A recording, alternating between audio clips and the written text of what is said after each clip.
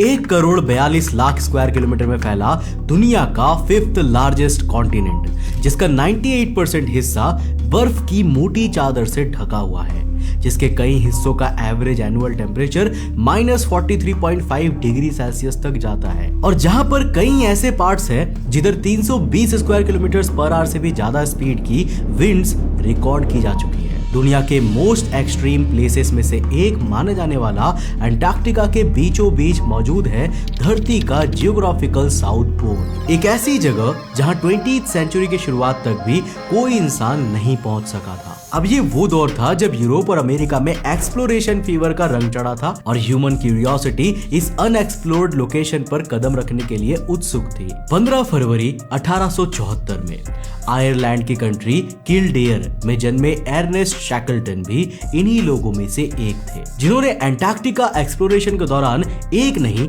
बल्कि 3 बार मौत को चकमा दिया था। देखो, शैकलटन का ना बचपन से ही पढ़ाई में कुछ खासा मन नहीं लगता था। उन्हें शौक था एडवेंचर्स करने का, ऐसी चीजों को खोजने का जिसके बारे में कोई भी पहले ना जानता हो। अब एडवेंचर्स के प्रति यही प्यार शैकलटन को समुद्र तक खींच लाया और सिर्फ 16 साल की उम्र में वो मर्चेंट नेवी में शामिल हो जाते हैं। यहाँ से शैकलटन ने समुद्र की हार्श रियलिटीज को जाना और उन्हें फेस करने के लिए खुद को तैयार किया। अब जैसा कि मैं आपको ऑलरेडी बता चुका हूँ, उस समय एक्सप्लोरेशन का क्रेज सारी हदें पार कर रहा था और अंटार्कटिका को एक्सप्लोर करने की होड़ तो ऐसी थी कि हिस्ट्री में उस दौर को heroic age of Antarctica exploration कहा जाता है। अब ऐसे में हमारे अर्नेस्ट भैया पर भी अंटार्कटिका को एक्सप्लोर करने का भूत सवार था और उन्हें ये मौका साल 1901 में मिलता है, जब रॉबर्ट फैल्कन स्कॉट की लीडरशिप में ब्रिटेन अंटार्कटिका को एक्सप्लोर करने के लिए डिस्कवरी एक्सपीडिशन को भेजती है। इस एक्सपीडिशन का गोल था वो हासिल करना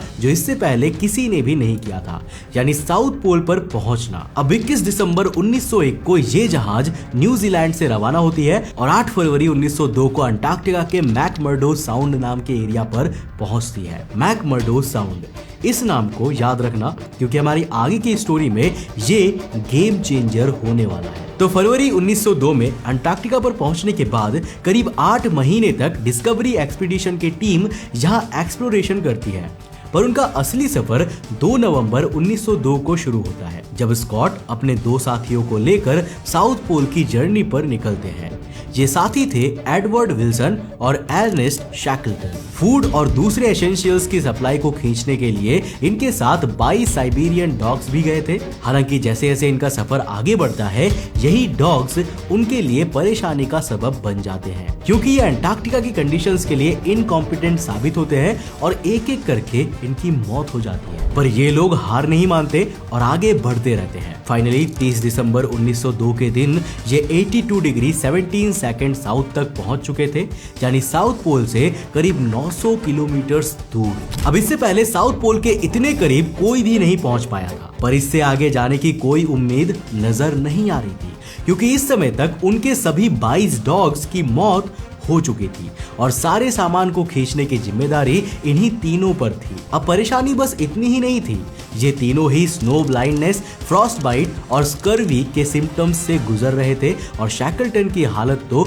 कुछ ज्यादा ही खराब हो गई थी। तीनों लोग ना तो अपना सामान खींच पा रहे थे और ना ही प्रॉपरली चल पा रहे थे। तब यहाँ पर स्कॉट फैसला लेता है कि अब उनका गोल साउथ पोल पर पहुंचना नहीं बल्कि वापस अपने कैंप तक जिंदा पहुंचना होना चाहिए।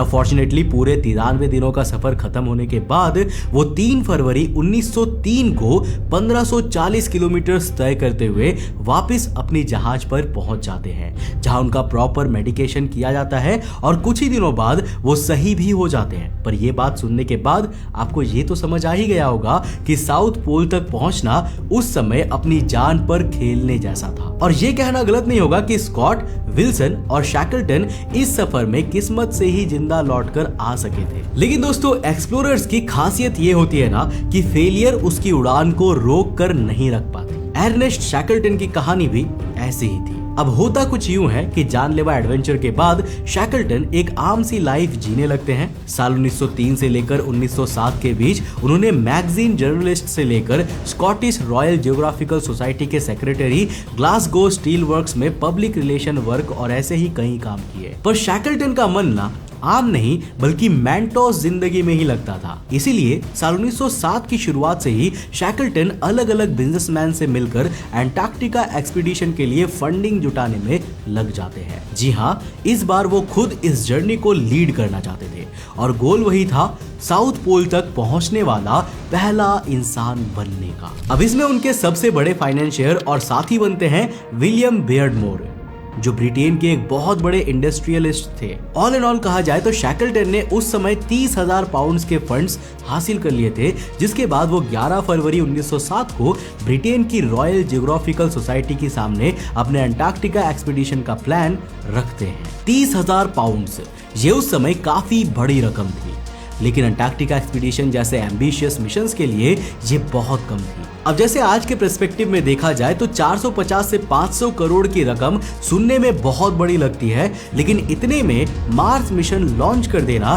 सबके बस की बात नहीं है। इसके लिए इसरो वाले इरादे चाहिए और अर्नेस्ट शैकलटन ठीक ऐसे ही थे। वो निमरोड नाम का एक 40 साल पुराना शिप लेते हैं जो उन्हें 5,000 पाउंड्स में मिल जाता है। साथ ही साथ वो 14 लोगों को अपने साथ चलने के लिए रिक्रूट करते हैं। इसके अलावा उन्होंने 9 डॉग्स और 15 मैंचूरियन पॉनीज भी खरीदे थे, जिसका रीजन ये था कि डिस्कवरी एक्सपीडिशन के दौरान डॉग्स अंटार्कटिका की कंडीशन को झेल नहीं सकते थे और शैकलटन इस बार साउथ पोल की जर्नी पर डॉग्स की जगह पोनीज को लेकर जाना चाहते थे। लेकिन अर्नेस्ट शैकलटन अकेले नहीं थे जो साउथ पोल तक पहुंचने की रेस में भाग रहे थे। अब उनकी प्रीवियस एक्सपीडिशन के लीडर रॉबर्ट स्कॉट भी अंटार्कटिका पर फिर से जाने के प्लान्स बना रहे थे एंड ऑब्वियसली वो तो नहीं चाहेंगे ना कि शैकलटन उससे पहले साउथ पोल पर पहुंच जाए। तभी शायद शैकलटन डिस्कवरी एक्सपीडिशन के साथियों के पास जाकर उन्हें निमरोड एक्सपीडिशन को ज्वाइन करने का ऑफर देते हैं, तो लगभग हर जगह से उन्हें रिजेक्शन ही हाथ लगता है। अब शैकलटन ने प्लान बनाया था कि वो अपना बेस मैकमर्डो साउंड पर बनाएंगे, लेकिन जब ये बात स्कॉट तक पहुंचती है तो वो आग बबूला हो जाते हैं। अब दोस्तों, आपको याद होगा कि ये वही जगह है जहां स्कॉट ने भी डिस्कवरी एक्सपीडिशन के दौरान बेस बनाया था। दरअसल मैकमर्डो साउंड को अगर आप मैप में देखोगे तो ये एक ऐसी जगह है जहां से साउथ पोल तक पहुंचने का रास्ता काफी छोटा है। साथ ही साथ इस एरिया में जो समुद्र है ना, वहां समर सीजन में ओशियन का पानी बर्फ से जमा हुआ नहीं मिलता, जिस कारण से शिप्स इजीली यहाँ पर पहुंच पाती है। अब जब स्कॉट सुनते हैं कि शैकलटन मैकमर्डो साउंड पर अपना बेस बनाने का प्लान बना रहे हैं तो वो इसके विरोध में आ जाते हैं और इस जगह पर अपने प्रायोरिटी राइट्स क्लेम कर देते हैं। अब देखो, बेसिकली यहाँ पर हो ये रहा था कि स्कॉट भी अपने मन में एक अनअनाउंस्ड अंटार्कटिका प्लान बनाकर बैठे थे और वो नहीं चाहते थे कि उनकी चुनी हुई सबसे बेस्ट जगह पर शैकलटन का बेस बन जाए, क्योंकि ऑब्वियसली एक बार वहां बेस बन गया तो 2-3 सालों तक शैकलटन का ही वहां पर कब्जा होगा। अब इस डिबेट के बीच शैकलटन अपने फॉर्मर कमांडर के प्रति लॉयल्टी दिखाते हैं और उन्हें प्रॉमिस करते हैं कि वो मैकमर्डो साउंड पर बेस नहीं बनाएंगे। वो ये डिसाइड करते हैं कि वो मैकमर्डो साउंड के पहले आने वाली बैरियर इनलेट पर बेस बना देंगे, जहां वो और स्कॉट डिस्कवरी एक्सपीडिशन के दौरान रुके थे। खैर दोस्तों, 1 जनवरी 1908 को अर्नेस्ट शैकलटन की लीडरशिप में निमरोड शिप न्यूजीलैंड से निकलती है और 23 जनवरी को ये बैरियर इनलेट के पास पहुंच जाती है। ये वही जगह थी जहां शैकलटन अपना बेस बनाने वाले थे। पर भाई ये क्या, वहां पर उन्हें कोई बैरियर इनलेट मिलता ही नहीं है। दरअसल पिछली बार जब वो यहाँ पर आए थे तब से लेकर उस दिन तक बढ़ते टेम्परेचर के कारण ये इनलेट तो समुद्र में समा चुकी थी और जो थोड़ी बहुत सरफेस बची हुई थी उस पर शैकलटन पूरी विंटर बिताने का रिस्क नहीं लेना चाहते थे। ऐसे में शैकलटन किंग एडवर्ड 7 लैंड की ओर जाने का फैसला लेते हैं, जो यहाँ मैरी बायर्ड लैंड में है। लेकिन यहाँ समुद्र में मूविंग आइस बहुत ज्यादा थी, जिसके कारण निमरोड शिप कोस्ट तक नहीं पहुंच पा रही थी और शैकलटन को डर था कि कहीं अगर इस आइस ने निमरोड को चारों तरफ से ब्लॉक कर दिया तो वो हमेशा के लिए वहीं पर फंस कर रह जाएंगे। ऐसे में वो फाइनली फैसला लेते हैं कि उन्हें स्कॉट से किया प्रॉमिस तोड़ना होगा और फाइनली 29 जनवरी 1908 को वो मैकमर्डो साउंड में ही अपना बेस बनाते हैं। अब रीजन जो भी रहा हो, शैकलटन ने स्कॉट के एक इरादे पर तो पानी फेर ही दिया था, पर क्या वो साउथ पोल तक पहुंच पाए थे? वेल दोस्तों, इसके पहले कि हम अर्नेस्ट शैकलटन की journey to the South Pole पर बात करें, इस एक्सपीडिशन के एक और इम्पोर्टेंट पार्ट को जान लेते हैं, जो था माउंट एरेबस को क्लाइम करना। अब दोस्तों आपको बता दूं कि माउंट एरेबस अंटार्कटिका का सदर्न मोस्ट एक्टिव वॉल्केनो है और इस कॉन्टिनेंट का सेकंड हाईएस्ट वॉल्केनो भी है, जिसकी हाइट 3792 मीटर्स है। अब मार्च के महीने में शैकलटन और उनके साथी माउंट एरेबस पर सक्सेसफुली क्लाइम करते हैं और ऐसा करने वाले पहले इंसान बन जाते हैं। इसके बाद अंटार्कटिका में विंटर्स का समय आ जाता है और इस एक्सपीडिशन को पूरी तरह से रोक दिया जाता है। आपको बता दूं कि अंटार्कटिका में विंटर्स मार्च से लेकर अक्टूबर के बीच में आती है। बेसिकली सदर्न हेमिस्फीयर में जो एरियाज है वहाँ का मौसम नॉर्दर्न हेमिस्फीयर में रहने वाले हम लोगों से ऑपोजिट चलता है। मतलब जब अपने यहाँ पर गर्मी होती है तो वहाँ पर ठंड का मौसम चलता है। अंटार्कटिका में विंटर्स के खत्म होने के बाद 29 अक्टूबर 1908 को अर्नेस्ट शैकलटन अपनी साउथ पोल की यात्रा को शुरू करते हैं, जिसमें उन्हें साउथ पोल तक पहुंचने से लेकर वापस आने तक टोटल 2767 किलोमीटर का सफर तय करना था। शैकलटन के साथ इस सफर में 3 और लोग जाने वाले थे, जेमसन एडम्स, एरिक मार्शल और फ्रैंक वाइल्ड। और जैसे कि मैंने आपको पहले ही बताया, इस सफर में शैकलटन ने डॉग्स की जगह पर पोनीज को ले जाने का फैसला किया था। तो ये सब ना 29 अक्टूबर को साउथ पोल की ओर निकलते हैं और 26 नवंबर तक 82 डिग्री 17 मिनट साउथ के पार पहुंच जाते हैं। यानी कि अब वो स्कॉट के अचीव किए गए मार्क को पीछे छोड़ चुके थे और साउथ पोल के इतने करीब आने वाले पहले इंसान बन चुके थे। नाउ इंटरेस्टिंगली, जहां स्कॉट को अपने साथियों के साथ यहां तक पहुंचने में 59 डेज का समय लगा था ना, शैकलटन ने सिर्फ 29 दिनों में ये डिस्टेंस अचीव कर लिया था। सिंपली बिकॉज शैकलटन उन मिस्टेक्स को रिपीट नहीं करते हैं जिनको उन्होंने स्कॉट के साथ फेस किया था। हालांकि यहाँ एक मिस्टेक शैकलटन से भी हुई थी और वो मिस्टेक थी अपने पोनीज पर भरोसा करने की, क्योंकि 7 दिसंबर 1908 तक उनके सारे पोनीज मर जाते हैं। इसके बाद तो भाई उन्हें अपना सारा सामान भी खुद ही खींचना पड़ रहा था और 31 दिसंबर तक तो ये हाल हो चुकी थी कि शैकलटन अपनी डायरी में इसे अपनी जर्नी का हार्डेस्ट डे बताते हैं। 1 जनवरी 1909 तक ये लोग 87 डिग्री 6.5 सेकंड साउथ तक पहुंच चुके थे, जो ऑब्वियसली पिछले रिकॉर्ड से काफी ज्यादा था। पर शैकलटन ना अभी भी साउथ पोल तक जाना चाहते थे, लेकिन 4 जनवरी 1909 तक शैकलटन को समझ आ जाता है कि भाई उनसे ये तो नहीं हो पाएगा। अब रीजन ये था कि अगर वो और ज्यादा आगे जाते तो वापस लौटने में भी उन्हें उतना ही ज्यादा समय लगने वाला था और इतने लंबे समय के लिए उनके पास खाना ही नहीं था, क्योंकि देखो जिंदा रहेंगे तो रिकॉर्ड बाद में भी बना सकते हैं। तो शैकलटन यहाँ फाइनली डिसाइड करते हैं कि साउथ पोल तक जाने का गोल रहने दो, हम साउथ पोल के 100 माइल्स क्लोज तक जाने वाले पहले इंसान बन जाते हैं। 9 जनवरी 1909 को ये लोग अपना टारगेट कंप्लीट करते हैं और 88 डिग्री 23 सेकंड साउथ तक पहुंच जाते हैं, जो साउथ पोल से 97.5 माइल्स यानी कि करीब करीब 157 किलोमीटर ही दूर था। यहाँ तक आने में उन्हें 73 डेज का समय लग चुका था और उन्हें वापस महज 50 दिनों में पहुंचना था। अब रीजन ये था कि शैकलटन ने आते समय ये क्लियर ऑर्डर्स दिए थे कि वो वापस लौटे ना लौटे 1 मार्च को निमरोड वापस लौट जाना चाहिए। ऐसा इसीलिए क्योंकि जैसा मैंने आपको पहले ही बताया, मार्च के महीने से अंटार्कटिका विंटर्स शुरू हो जाती है और अगर निमरोड समय पर ना लौटती तो बेस कैंप में मौजूद लोगों को अंटार्कटिका में एक और विंटर सीजन बिताना पड़ता, जिसके लिए उनके पास खाने का पर्याप्त सामान भी मौजूद नहीं था। अब इन 4 लोगों के लिए सारे क्रू की जान खतरे में तो डाली नहीं जा सकती थी, लेकिन अगर इन चारों को अपनी जान बचानी थी तो 1 मार्च के पहले कैसे भी करके अपने बेस कैंप तक पहुंचना जरूरी था। हालांकि देखो ये सफर ना इतना आसान नहीं होने वाला था। चारों लोग तेजी से डिस्टेंस को कवर कर रहे होते हैं कि 28 जनवरी को उनकी रिटर्न जर्नी में पहला ब्रेक लग जाता है। दरअसल फ्रैंक वाइल्ड को डिसेंट्री हो जाता है, जिसके कारण वो बिस्किट्स के अलावा कुछ भी डाइजेस्ट नहीं कर पा रहे थे और प्रॉब्लम ये थी कि बिस्किट्स ही उनके पास सबसे कम सप्लाई में थे। ऐसे में अर्नेस्ट शैकलटन अपनी लीडरशिप क्वालिटीज दिखाते हैं और हर दिन अपने हिस्से का बिस्किट फ्रैंक को देने लगते हैं। शैकलटन की इस जेस्चर के बारे में फ्रैंक अपनी डायरी में लिखते हैं कि अपने हिस्से का वो एक बिस्किट जो शैकलटन उन्हें देते थे ना, उस जेस्चर को वो कभी भी भूल नहीं सके थे, क्योंकि उस कंडीशन में उनके लिए उस बिस्किट की कीमत हजारों पाउंड से भी ज्यादा की थी। अब इसके कुछ ही दिनों बाद शैकलटन की पूरी टीम ही एंटेरिटीज का शिकार हो जाती है। ये एक इन्फेक्शन होता है जिसमें हमारी स्मॉल इंटेस्टाइन फूल जाती है और ऐसा उन लोगों के साथ मरे हुए पोनीज के मीट खाने के कारण हो रहा था। हालांकि यह इन्फेक्शन के बावजूद उन्हें कैसे भी करके आगे बढ़ना पड़ता है, क्योंकि रुकने का मतलब था अंटार्कटिका की ठंड में मौत का सामना करना। लेकिन ये सफर इतना कठिन था ना कि शैकलटन इसके बारे में लिखते हैं कि हार्ड स्नो पर कदम रखते ही उनकी हड्डियों में दर्द हुआ करता था और अब तो खाना भी इतना कम बचा था कि शायद उन्हें कुछ दिन भूखा भी रहना पड़ जाए। पर फॉर्चुनेटली ऐसा नहीं होता। 23 फरवरी को ये लोग ब्लफ डिपोट पर पहुंचते हैं, जो बेसिकली उनका बनाया हुआ एक स्टॉपेज होता है। यहाँ पर बेस कैंप में मौजूद उनकी टीम ने कुछ खाने की सप्लाईज आकर रख दी थी, ठीक वैसी सिचुएशन के लिए जिसमें अभी ये चारों लोग फंसे हुए थे। अब खाने की प्रॉब्लम तो सॉल्व हो जाती है, लेकिन 26 फरवरी को आए एक तूफान के कारण वो पूरा दिन ये लोग कोई भी मूवमेंट नहीं कर पाते। 27 फरवरी को ये लोग अपने बेस कैंप से 61 किलोमीटर की दूरी पर थे, जो वैसे तो इतनी ज्यादा नहीं थी, लेकिन चारों की हालत बेहद ही खराब हो चुकी थी। इनफैक्ट मार्शल तो जमीन पर गिर जाते हैं और उनमें आगे बढ़ने की शक्ति ही नहीं बचती। ऐसे में शैकलटन फैसला लेते हैं कि एडम्स यही मार्शल के साथ रहेंगे और शैकलटन और फ्रैंक भागते हुए जाकर शिप को रोकेंगे। पूरे 2 दिन तक ये दोनों फुल स्पीड में कैंप की ओर बढ़ते हैं, लेकिन 1 मार्च को जब ये पहुंचते हैं तो इन्होंने देखा कि उनके सारे साथी तो ऑलरेडी जा चुके हैं। अब इस पल उनकी उम्मीद कैसे टूटी होगी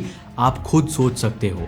पर उम्मीद की किरण तब फिर से जगती है जब शैकलटन दूर समुद्र में निमरॉड शिप को जाते हुए देखते हैं। वो तुरंत वहां मौजूद कुछ चीजों में आग लगाते हैं, जिससे कि काला धुआं पैदा होता है। एंड फॉर्चुनेटली निमरॉड का क्रू इस धुएं को देख लेता है और वापस उन्हें लेने के लिए आ जाता है। अगले 2 दिनों में शैकलटन के टीम मेंबर्स एडम्स और मार्शल को रेस्क्यू कर लेते हैं और फिर ये लोग वापस लौट जाते हैं। इस तरह अपनी दूसरी अंटार्कटिका जर्नी में भी अर्नेस्ट शैकलटन मौत के मुंह से निकलकर वापस आ जाते हैं। लेकिन दोस्तों इस बार उनके नाम साउथ पोल के सबसे करीब पहुंचने का रिकॉर्ड हो चुका था। अब ये कितनी बड़ी अचीवमेंट थी इसे आप इसी बात से समझ सकते हो कि 10 जुलाई 1909 को जब वो इंग्लैंड पहुंचे तो किंग एडवर्ड 7 खुद उन्हें रिसीव करने आए थे। पर क्या वो कभी साउथ पोल तक पहुंचने का अपना सपना पूरा कर पाए थे? वेल दोस्तों ऐसा कभी नहीं हो सका, क्योंकि 14 दिसंबर 1911 को नॉर्वे के एक्सप्लोरर रोवाल्ड एमिटसन ये पहले ही अचीव कर लेते हैं। इनफैक्ट शैकलटन के फॉर्मर कमांडर रॉबर्ट स्कॉट भी इसी समय पर टेरा नोवा एक्सपीडिशन लेकर वहां पर गए हुए थे और वो साउथ पोल पर पहुंच भी जाते हैं। पर वहां पर जाकर उन्हें ये पता चलता है कि एमिटसन तो उनसे 34 दिन पहले ही वहां अपना झंडा गाड़ चुके थे। ऐसे में शैकलटन अपनी अगली अंटार्कटिका यात्रा के गोल को भी बदल देते हैं। दिसंबर 1913 को वो अनाउंस करते हैं कि इस बार वो चलते हुए पूरे अंटार्कटिका कॉन्टिनेंट को पार करेंगे, जो लिटरली बेहद ही डिफिकल्ट टास्क था और इसका नाम वो इंपीरियल ट्रांस अंटार्कटिका एक्सपीडिशन रखते हैं। अब इस मैप में आप उनके प्लान किए गए रास्ते के बारे में देख सकते हो। वो यहाँ पर साउथ जॉर्जिया से निकलकर वेडल सी के थ्रू अंटार्कटिका में एंटर होने वाले थे और पूरे अंटार्कटिका को पार करके मैकमर्डो साउंड से निकल जाने वाले थे। पर अब आप कहोगे कि भाई कुछ सालों पहले तो उनसे मैकमर्डो साउंड से साउथ पोल तक नहीं पहुंचा जा रहा था और अब पूरा कॉन्टिनेंट ही पार करने की बात कर रहे हैं। तो देखो शैकलटन ने इस बार जबरदस्त प्लान तैयार किया था। इस बार ना उनके एक्सपीडिशन में एक नहीं बल्कि 2 जहाज जाने वाली थी, एंड्योरेंस और अरोरा। एंड्योरेंस शिप शैकलटन समेत 6 लोगों को साउथ जॉर्जिया से वेडल सी के थ्रू अंटार्कटिका लाएगी और वो अपनी जर्नी को शुरू कर देंगे। इसके कुछ दिनों बाद अरोरा शिप, जिसको कैप्टन एनिस मैकिंटॉश लीड करेंगे, वो मैकमर्डो साउंड पर पहुंचेंगे और यहाँ ऑपोजिट साइड में ट्रैवल करना शुरू करेंगे। इनका काम होगा मेन पार्टी जिसे शैकलटन लीड कर रहे हैं उन्हें फूड और दूसरे एसेंशियल्स को सप्लाई करना, जिससे शैकलटन की पार्टी को रास्ते के बीच में कोई भी प्रॉब्लम ना आए। अब एक्सपीडिशन शुरू होता है और 5 नवंबर 1914 को एंड्योरेंस शिप साउथ जॉर्जिया पर पहुंचती है। कंफ्यूजन को अवॉइड करने के लिए बता दो कि साउथ जॉर्जिया अटलांटिक ओशन में एक छोटा सा आइलैंड है। अब यहाँ पर ग्राइट वीकेंड नाम का एक वेलिंग स्टेशन हुआ करता था, जहाँ शैकलटन पूरे 1 महीने तक रुकते हैं और आगे के सफर की प्लानिंग करते हैं। और दोस्तों 5 दिसंबर 1914 को जाकर वो वेडल सी में अपने सफर की शुरुआत करते हैं। पर सिर्फ 2 दिन बाद शैकलटन ने समुद्र में जो देखा वो इनकी आगे की जर्नी को ऑलमोस्ट इम्पॉसिबल बनाने वाला था। समुद्र में पैक आइस तैर रही थी जो धीरे धीरे शिप को चारों ओर जमाती जा रही थी। दरअसल अंटार्कटिका जैसे ठंडे इलाकों के पास समुद्र में कई जगह पानी के ऊपर बर्फ के टुकड़े तैरते रहते हैं जो शिप्स के अराउंड जम जाते हैं और वो आगे नहीं बढ़ पाती। इन्हें ही पैक आइस कहा जाता है। तो शैकलटन को लगता है कि कुछ दूरी पर जाने के साथ ना ये पैक आइस उनका साथ छोड़ देगी, पर ऐसा होता नहीं है। जिस सफर को पूरा होने में कुछ दिन लगने वाले थे वो कई महीनों में कंप्लीट नहीं हो पाता है। दिसंबर से फरवरी आ जाती है पर पैक आइस उनकी शिप का पीछा नहीं छोड़ती। ये आइस इतनी सख्त हो चुकी थी कि अब तो एंड्योरेंस थोड़ा बहुत भी आगे नहीं बढ़ पा रहा था। वो अपने क्रू मेंबर्स को आइस चीसेस और सॉज लेकर बर्फ को काटने के लिए भी भेजते हैं, पर पैक आइस के लेयर्स पर कोई भी फर्क नहीं पड़ता। तब शैकलटन रियलाइज करते हैं कि अब तो मार्च आने वाला है, यानी एक और अंटार्कटिका विंटर, और जब समर में ये आइस नहीं पिघली तो विंटर में तो क्या ही पिघलने वाली है। ऐसे में वो पूरी विंटर शिप पर बिताने का फैसला लेते हैं। अब अगले कम से कम 4 महीने के लिए तो एंड्योरेंस शिप और इसका सारा क्रू बीच समुद्र में ही फंस चुका था, लेकिन अभी तो एक और खतरा इनका इंतजार कर रहा था। दरअसल देखो दोस्तों, होता क्या है ना कि पैक आइस के टुकड़े समुद्र में तैरते हुए एक दूसरे से लगातार टकराते रहते हैं, जिससे ये कंप्रेस होते हैं, और अगर कोई ऑब्जेक्ट इनके बीच में फंसा हो ना तो उस पर एक्सट्रीम प्रेशर लगाने लगते हैं। जैसे जैसे अंटार्कटिका विंटर्स अपनी पीक पर पहुंचती रहती है, पैक आइस का टेम्परेचर लगातार गिर रहा था, जिससे शिप पर उसकी पकड़ और भी मजबूत हो जाती है। इससे होता यह है कि एक्सट्रीम प्रेशर के कारण शिप जबरदस्त तरीके से हिलने लगती है और इसका हल बेंड करने लग जाती है। मूवमेंट के कारण समुद्र का पानी शिप के अंदर भरने लग जाता है और देखते ही देखते शिप का टिम्बर टूटने लग जाता है। ये सब देखते हुए फाइनली 27 अक्टूबर 1915 को शैकलटन फैसला करते हैं कि वो शिप को छोड़ देंगे। -26 डिग्री सेल्सियस के टेम्परेचर में वो 3 लाइफ बोट्स पर सवार होकर शिप से निकल जाते हैं। अब देखो, इस सिचुएशन में अंटार्कटिका कॉन्टिनेंट को पार करने के उनके सपने तो पूरी तरह एंड हो चुके थे। पहला गोल तो यहाँ पर जान बचाने का था। लाइफ बोट पर बैठकर ये लोग कैलकुलेशन करते हैं कि यहाँ से वो सेफली कहां पर पहुंच सकते हैं। जैसे कि पॉलेट आइलैंड 557 किलोमीटर दूर था और स्नो हिल आइलैंड 500 किलोमीटर दूर था। फ्रैंक वॉर्सली जो एंड्योरेंस शिप का कैप्टन थे, उनका मानना था कि हमें यहाँ से कहीं भी नहीं जाना चाहिए। बेसिकली जस्ट अपनी लाइफ बोट पर बैठे रहो और इंतजार करो कि आइस उन्हें ड्रिफ्ट करती हुई ओपन वाटर्स की ओर ले जाएगी, यानी कि ऐसे पानी में जहाँ कोई आइस नहीं होगी। लेकिन शैकलटन का मानना था कि उन्हें आगे बढ़ने की कोशिश करते रहना चाहिए। पर यहाँ पर प्रॉब्लम ये थी ना कि उनकी लाइफ बोट्स पैक आइस के बीच बहुत ही स्लो स्पीड से मूव कर रही थी। एक समय तो ये स्पीड करीब 1 किलोमीटर पर डे की थी।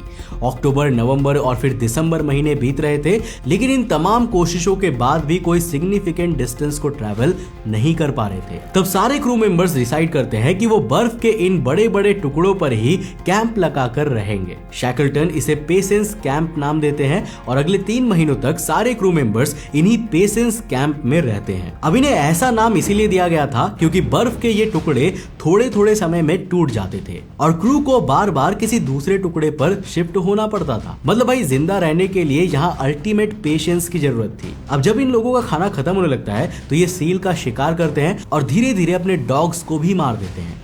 क्रू के पास अब फूड की पर्याप्त सप्लाईज मौजूद थी, पर यहाँ प्रॉब्लम ये थी कि अब बर्फ के ये टुकड़े बहुत ही फ्रीक्वेंटली टूटने लगे थे। जिसके बाद 8 अप्रैल 1916 को शैकलटन डिसाइड करते हैं कि अब जमीन की तलाश करने का समय आ गया है। 9 अप्रैल को ये लोग एलिफेंट आइलैंड की ओर निकल जाते हैं और सदर्न ओशन में जमी बर्फ और तूफानी हवाओं का सामना करते हुए 15 अप्रैल को फाइनली एलिफेंट आइलैंड पर पहुंचते हैं। अब वो एलिफेंट आइलैंड इसीलिए ही आए थे क्योंकि अंटार्कटिका विंटर्स के कारण उस समय दूसरे किसी भी आइलैंड का रास्ता एक्सेसिबल नहीं था। पर यहाँ प्रॉब्लम ये थी ना कि एलिफेंट आइलैंड एक रिमोट और अनहैबिटेट जगह थी जहाँ कोई भी जहाज ओकेशनली ही आती थी और ऐसी किसी ओकेशनल शिप का इंतजार करने में तो सालों बीत सकते थे। ऐसे में शैकलटन फैसला करते हैं कि अब उन्हें अपने क्रू को जिंदा रखना है तो एक बहुत बड़ी रिस्क लेनी पड़ेगी। डिसाइड होता है कि शैकलटन अपने 5 और crew members Frank Worsley, Tom Crean, Tim McCarthy, Harry McNish और जॉन विंसेंट के साथ जेम्स केयर्ड नाम की लाइफ बोट में सवार होकर दुनिया के डेडलीस्ट वाटर बॉडीज में गिने जाने वाले सदर्न ओशन में 1300 किलोमीटर का सफर करके साउथ जॉर्जिया तक जाएंगे। 26 अप्रैल 1916 को ये लोग जेम्स केयर्ड लाइफ बोट में सवार होकर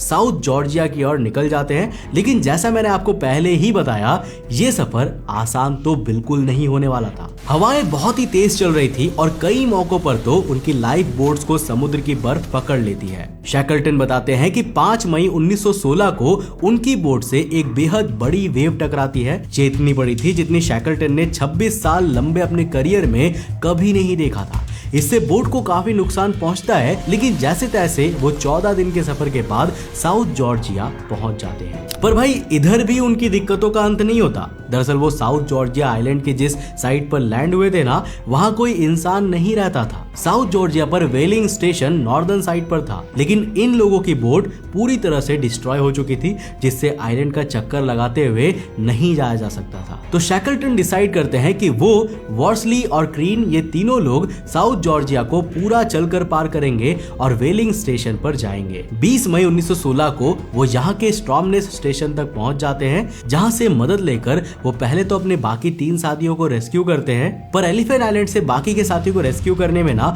उन्हें 4 अटेम्प्ट्स लग जाते हैं। दरअसल शैकलटन जिस व्हेलिंग स्टेशन पर आए हुए थे, उनके पास द सदर्न स्काई नाम की एक जहाज थी, जिसे लेकर वो एलिफेंट आइलैंड की ओर बढ़ते हैं। लेकिन जब भी वो अपनी डेस्टिनेशन से करीब 110 किलोमीटर दूरी पर आते थे ना, एक बार फिर पैक आइस उनके शिप को घेरने लग जाती थी। अब क्योंकि ये शिप भी पैक आइस का सामना नहीं कर सकती थी, तो समय रहते वापस लौटना ही सही समझा जाता था। इसके बाद वो उरुग्वा के मोंटेविडियो शहर में रहने वाले एक ब्रिटिश मिनिस्टर की हेल्प लेकर उरुग्वा गवर्नमेंट से एक शिप हासिल करते हैं, लेकिन इस बार फिर पैक आइस उन्हें एलिफेंट आइलैंड तक नहीं पहुंचने देती। तीसरे अटेम्प्ट में वो चिले के पुंटा एरिनास जाते हैं, जहां से वो एमा नाम की शिप लेकर फिर से एलिफेंट आइलैंड की ओर निकल पड़ते हैं। लेकिन एक बार फिर बेहद करीब तक पहुंचने के बावजूद पैक आइस उनका खेल बिगाड़ देती है। और भाई इस बार तो खेल बुरी तरीके से बिगड़ते हुए बचा था, क्योंकि इस बार वो फिर से पैक आइस में लंबे समय के लिए फंसने ही वाले थे।